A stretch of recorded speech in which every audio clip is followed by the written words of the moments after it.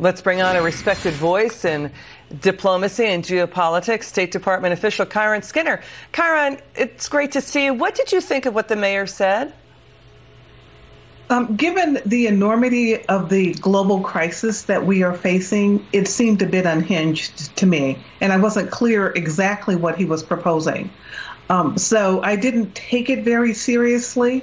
I listened closely instead to what the governors of two of our most populous states have decided to do, California and New York. And they spoke in very measured and very responsible terms. In a way, they were calming, especially the governor of California, my former state. And I was reassured by their decision to follow what local communities within their states have already been doing. For example, in California, both in Los Angeles County and in the San Francisco Bay Area, various versions of stay-at-home or stay-in-place measures had been undertaken. We're moving from the bottom up, from the local level to the state level, and they're really following what those on the ground are finding in their communities. And it was an important moment this week with the work that they're doing. You know, here's the issue. And, you know, by the way, Israel is projecting 0.3% fatality rate.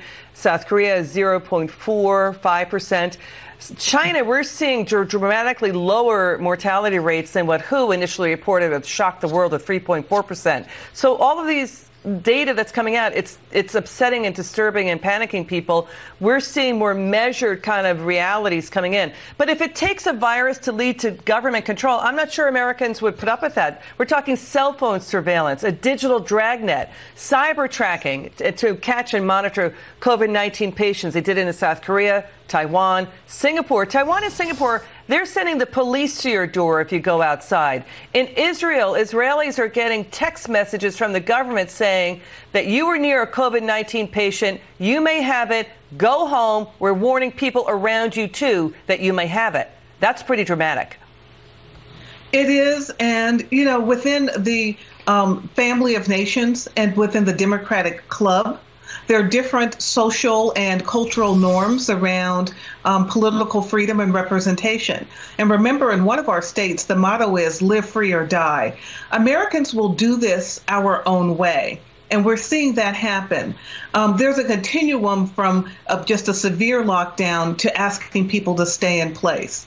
We're asking people to stay in place so that the innovators, the technologists, the medical experts, the government officials can work together in a rapid innovation and try to prototype some activities that will help us get through this process. Okay, we got to jump in. Sorry, we have breaking news. Forgive me, Kiron, sit tight for just a second. A member of the Vice President's office has tested positive for COVID-19. No indication this person right now had direct contact with the Vice President or President Trump. We are monitoring that breaking news coming right now into our studios. Again, a member of the Vice President's office did test positive for COVID-19. Your reaction to that breaking news, Kiron? It's not particularly surprising because people around POTUS and around the White House have tested positive in the past few weeks. And remember, we are the economic and political engine of the world. Those in leadership in the U.S. are engaging with so many stakeholders right now.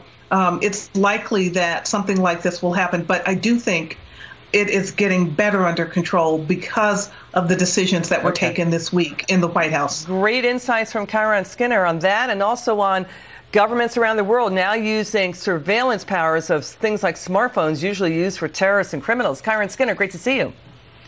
Thank you. Okay, next up.